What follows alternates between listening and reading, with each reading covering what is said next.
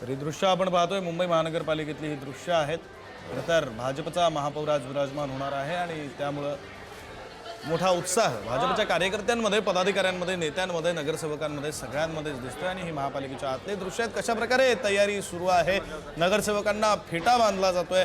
अगदी मराठमोळ्या पद्धतीने हे सगळे नगरसेवक महापौर पदाच्या निवडीच्या वेळी, निवड म्हणजे आता केवळ औपचारिकता बाकी आहे, घोषणेच्या वेळी उपस्थित असणार आहेत। तर हे नगरसेवक दाखल झालेले आहेत आणि नगरसेवकांना फेटा बांधण्याचं काम सध्या सुरू आहे। मराठमोळ्या पद्धतीने हे सगळे नगरसेवक हे महापौर पदाची ज्यावेळी औपचारिकता बाकी आहे निवड प्रक्रियेची त्यावेळी उपस्थित असणार आहेत। रितू तावडे भाजपच्या नगरसेविका रितू तावडे या महापौरपदी विराजमान होणार आहेत। तर ही सगळी लाईव्ह दृश्य आहेत, थेट प्रक्षेपण आहे मुंबई महानगरपालिकेच्या इमारतीच्या आतलं भाजपचे कार्यालयातलं, जिथं ही सगळी तयारी सुरू आहे।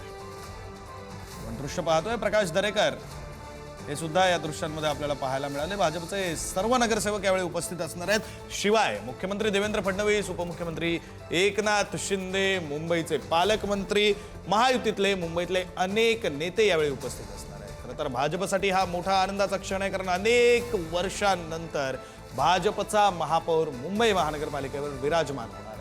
आता अर्थात रितू तावडे याच महापौर होणार आहेत, केवळ औपचारिकता बाकी आहे। मात्र त्या औपचारिकतेसाठी भाजपकडून जोरदार जय्यत अशी तयारी करण्यात आलेली आहे।